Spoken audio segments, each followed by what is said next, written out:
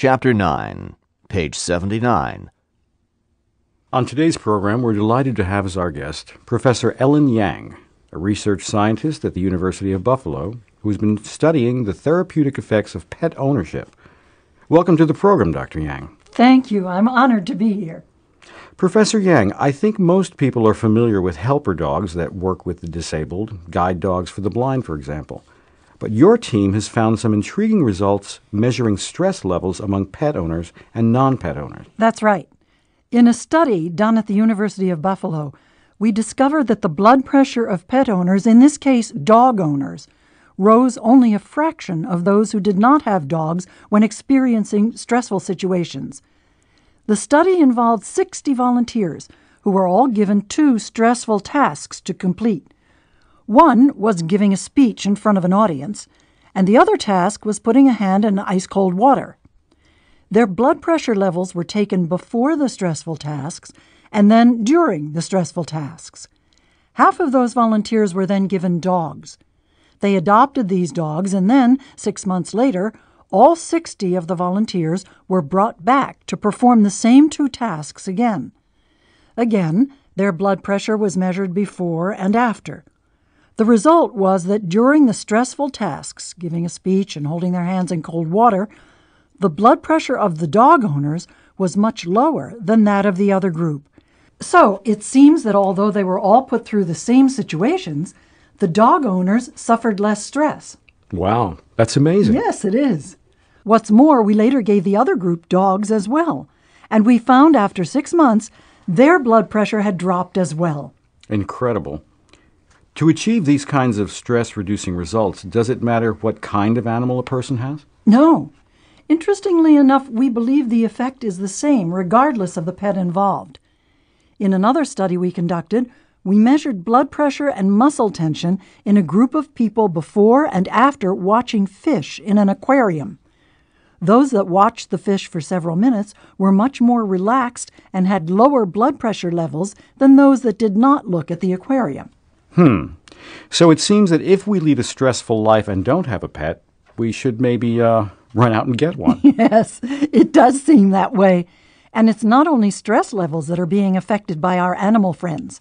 There's increasing proof that having a pet at work seems to relax workers and at the same time make them more productive. Yes, I think I've heard of that, especially in casual work environments like in some high-tech companies, for example. Yes, but we've also seen this in busy professional settings such as law and accounting firms. Really? Oh, yes. However, this is not something that's suitable for everyone.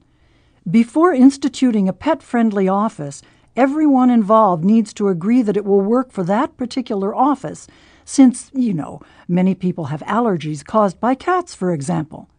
Additionally, there need to be guidelines in place to determine where bathroom and food and water areas are. So, although having pets in the workplace can make an office more productive, care needs to be taken to make sure it's a situation that will work for everyone. True. I think I've heard of pet therapy also being used in prisons and nursing homes. Absolutely. Caring for an animal can be very therapeutic. It helps prisoners develop a loving relationship with a living creature. And, therefore, when these people have been released, they're used to the socializing influence an animal can have. And in nursing homes, when animals are brought in, the people there cheer up, laugh, and talk much more. It's really very dramatic. I think we're just now beginning to realize the effects of having animals as companions. Yes, it certainly seems that way. In addition to lowering stress levels, is there anything else you would like to tell us on this subject? Oh, certainly. Other studies have shown that elderly pet owners feel needed and less lonely and have a sense of responsibility to their pet. And so, therefore, they live longer than those who don't care for an animal. Additionally, in one study, pet owners with heart problems lived an average of 1 year longer after leaving the hospital than those that did not have a pet. One obvious result is the increase in physical activity a dog owner enjoys by walking a dog.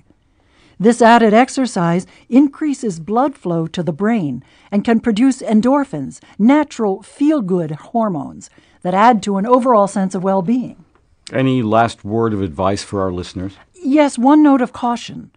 Before getting any animal, potential pet owners need to remember that this is a long-term relationship on which the animal's welfare depends. People must realize that there is a significant time commitment in terms of caring for an animal, and that in addition to purchasing food, toys, cages, and what have you, veterinarian bills can be very pricey. Pet owners have to be ready for that responsibility and be sure that having a pet won't create stress for them. Right. I guess anyone listening should make sure the pet they choose makes sense for their particular home situation. Absolutely. One problem we really want to avoid is having pets returned to shelters because owners get home with their new family members and then realize they are unequipped to take care of them. Right. Well, thank you again, Professor Yang, for coming today.